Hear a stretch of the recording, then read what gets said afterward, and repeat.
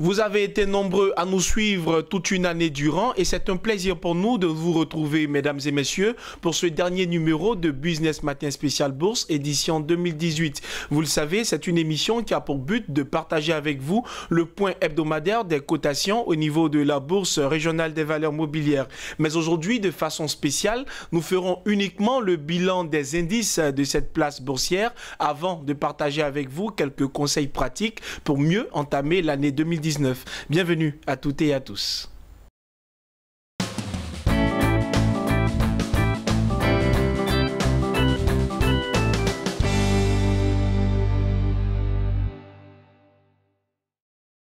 Nous sommes ravis de vous retrouver, chers investisseurs. Je ne suis pas seul pour cette émission. Je suis en compagnie de Lodamas, spécialiste des marchés financiers, notre consultant maison. Bienvenue à vous, Lodamas. Merci, Daniel. Il avait confirmé la semaine dernière qu'il serait de la partie pour partager avec vous quelques conseils pratiques pour entamer 2019. Mais avant, Lodamas, quels sont les indices principaux de la semaine écoulée, de la semaine allant du 24 au 28 décembre 2018? Bien, en ce qui concerne les indices principaux, il faut retenir que le BRVM10 est passé de 153,64 à 161,42 points, soit une hausse hebdomadaire de 5,06%.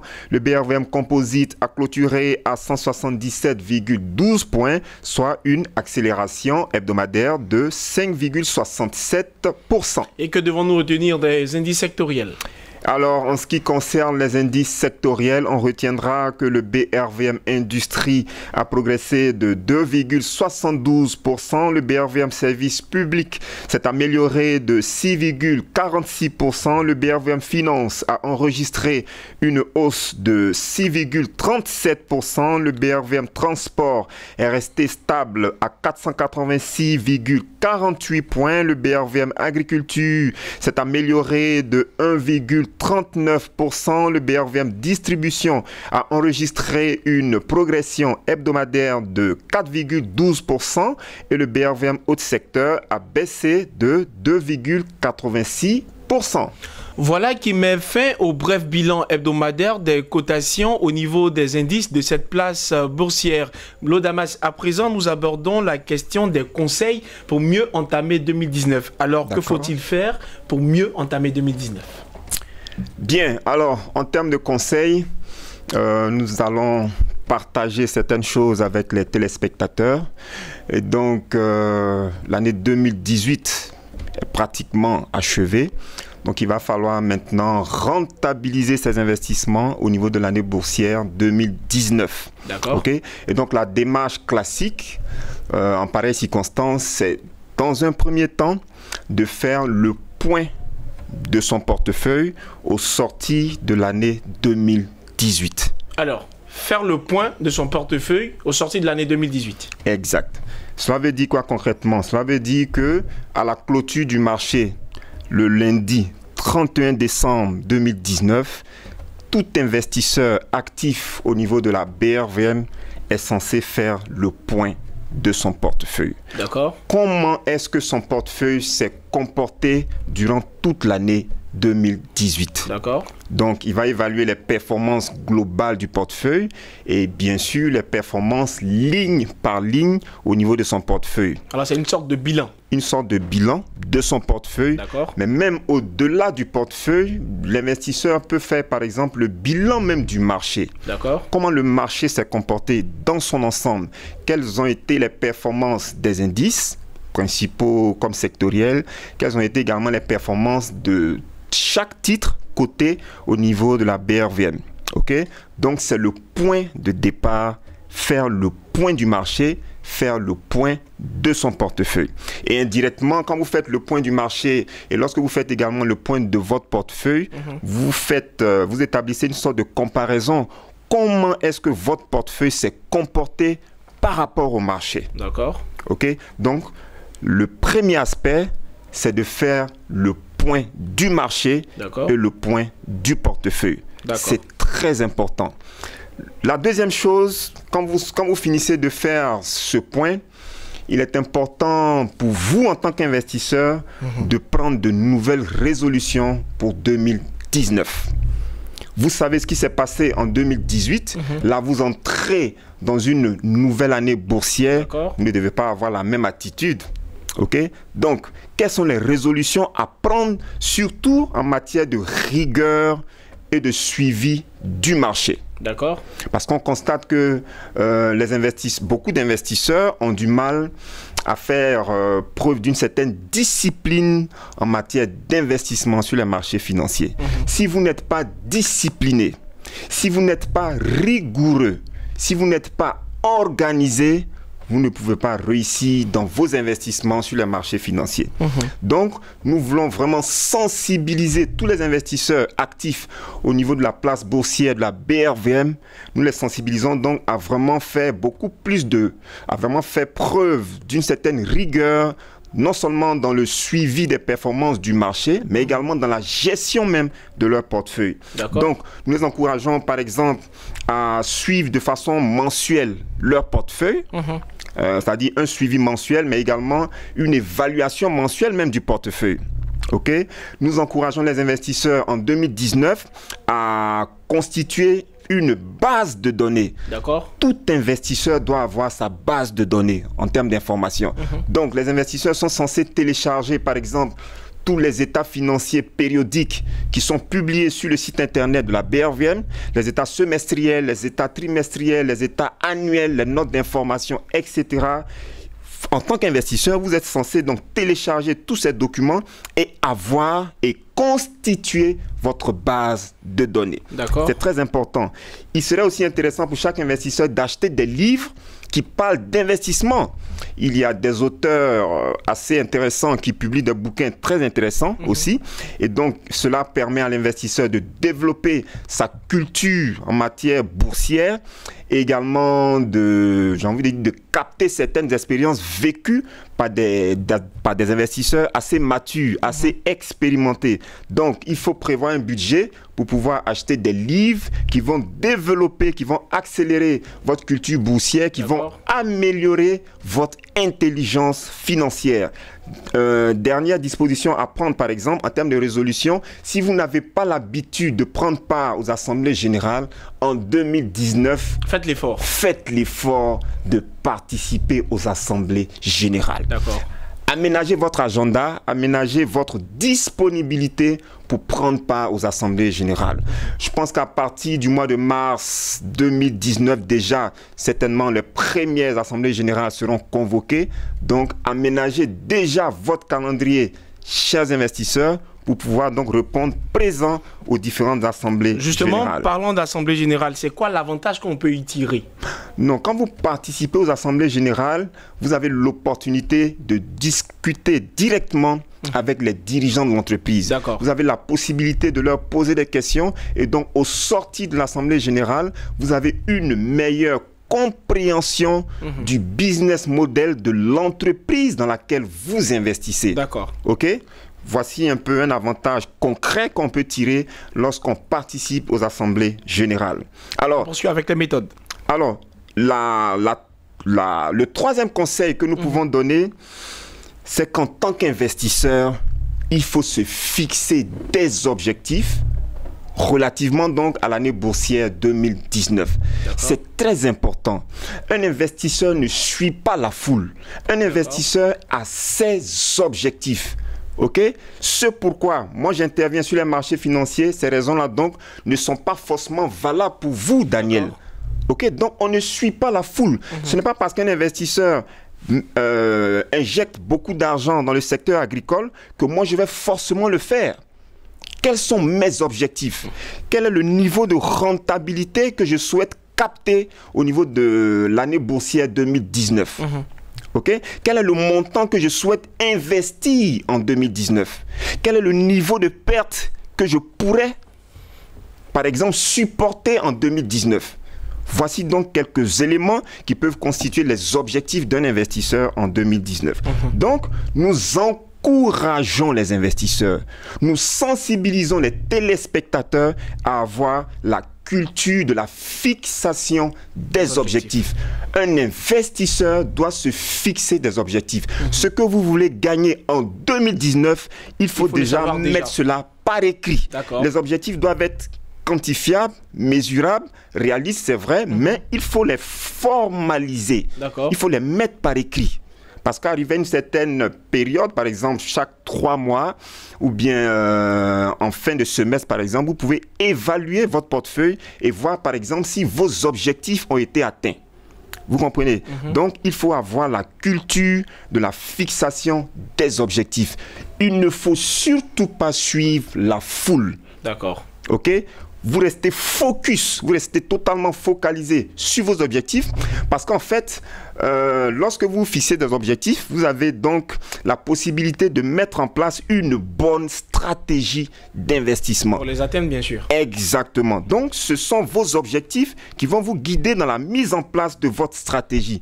Mais si vous n'avez pas d'objectif clair, défini au préalable, vous risquez d'investir dans le billard en 2019. OK? D'accord.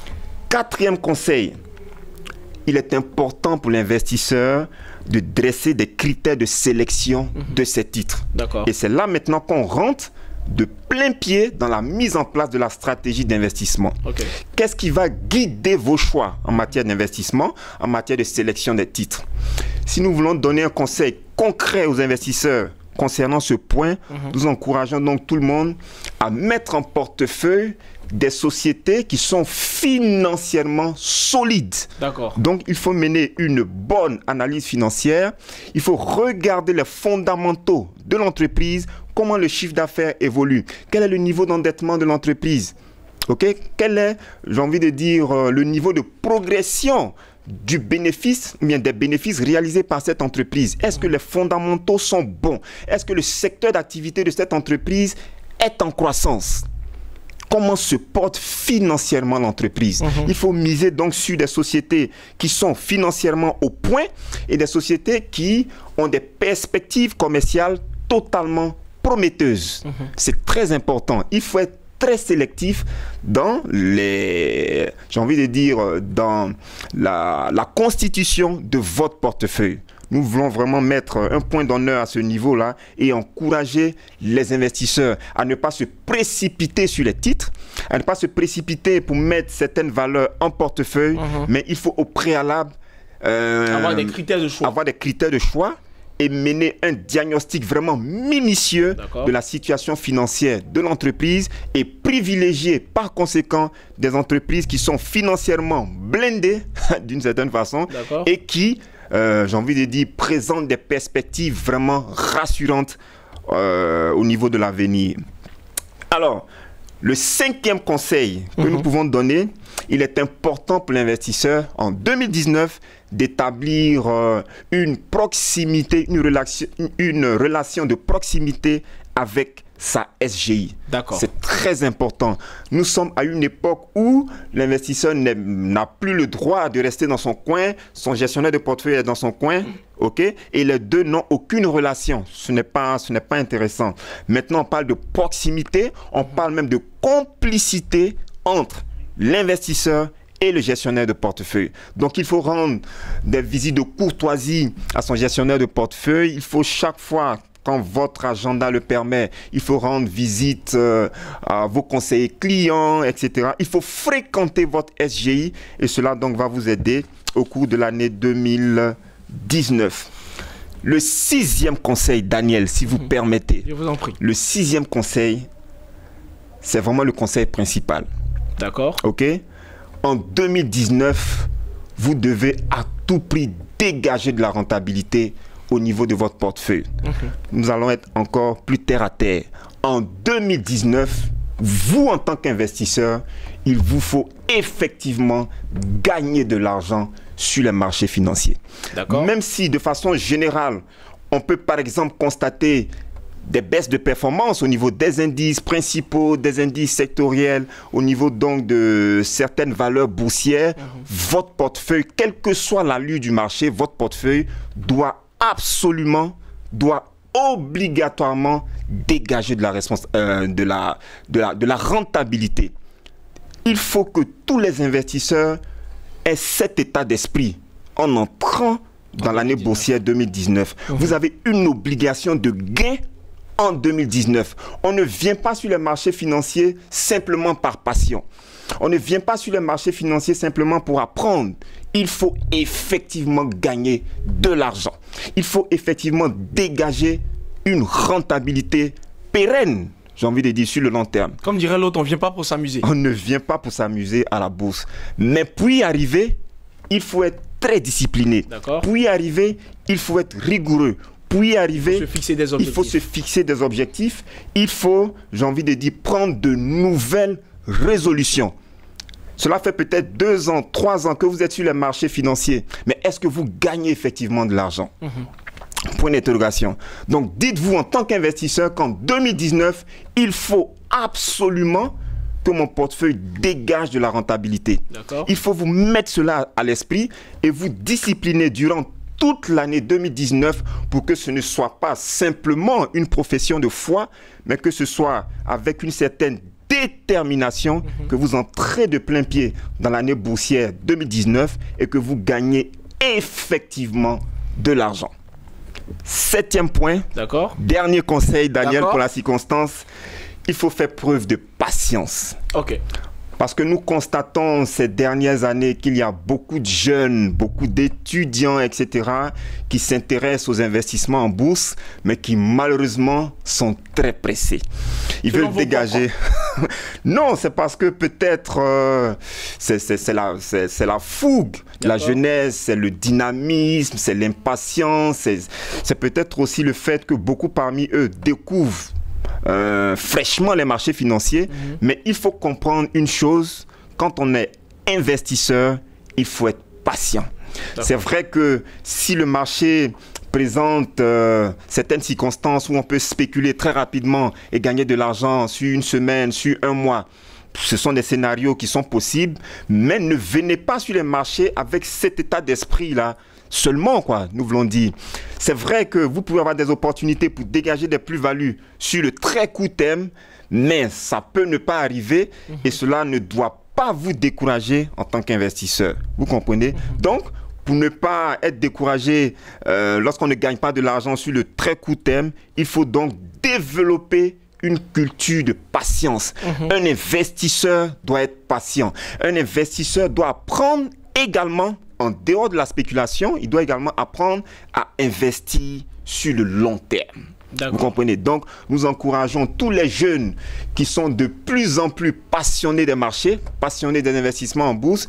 Nous les encourageons donc à faire preuve de patience. C'est très important. Voici un peu, Daniel, de façon ramassée, les 7 conseils pratiques que nous pouvons donner à tous les téléspectateurs, à tous ceux qui sont férus des marchés financiers, qui sont férus des investissements en bourse. Nous pensons que 2019 pourrait se présenter comme une année de rattrapage au niveau de la bourse, parce que 2018, on a terminé, l'année 2018 se termine dans le rouge quasiment, donc il va falloir prendre de nouvelles dispositions pour que l'année 2019 soit bénéfique à tous les investisseurs. Voilà un peu ce que nous pouvons dire, Daniel. Merci, Allo Damas. Je tiens à rappeler succinctement les différents conseils que vous avez partagés à nos téléspectateurs. Il faut déjà faire le point du marché 2018, avoir de nouvelles résolutions pour 2019, se fixer des objectifs pour 2019, se fixer des critères de choix des secteurs, dans les différents secteurs d'activité, établir un rapport de proximité avec les différentes SGI, ne pas se laisser distraire par la montée ou par la baisse de la bourse. Et aussi, il faut beaucoup de patience chez les investisseurs. Exact. Alors, il y a certainement encore beaucoup de choses à dire, mais le temps qui nous est imparti est pratiquement à la fin. Mais sachez, chers investisseurs, que nous ferons le plaisir à chaque émission en 2019 de vous apporter les meilleures informations afin de faciliter vos investissements ou vos retraits en bourse. Vous l'avez deviné, c'est la fin de cette émission que nous avons pris plaisir à présenter. Nous vous souhaitons une très bonne année 2019.